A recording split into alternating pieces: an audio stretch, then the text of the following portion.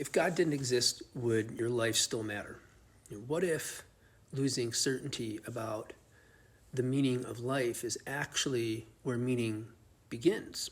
In the Christian tradition, the most common answer to the question, what is the meaning of life, goes something like this.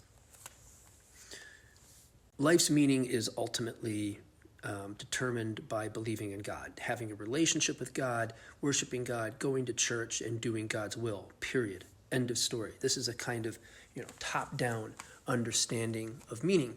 We don't create it for ourselves. It's handed down to us by a kind of divine overseer, a kind of ultimate authority on high. And this meaning is ultimately determined, therefore, or revealed in the scriptures by God to us, the Bible. This way of understanding meaning works beautifully for a lot of people, both conservative and progressive Christians alike. And that's okay. Where things become problematic is when it's taken too far.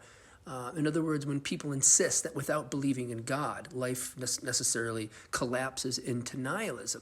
Nihilism is this belief, broadly speaking, that life is utterly meaningless, that existence is utterly meaningless, that nothing matters.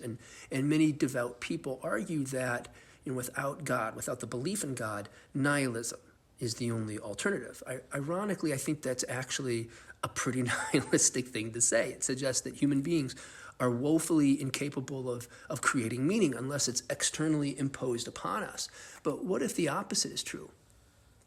What if, in the absence of a divine overseer, that this doesn't actually eliminate meaning, but actually creates the most fertile ground for it? In other words, perhaps there's something profoundly meaningful about creating meaning out of meaninglessness, out of uncertainty. Jesus hints at this kind of radical logic when he says, if you only love those who love you, what credit is that to you? Anybody can do that.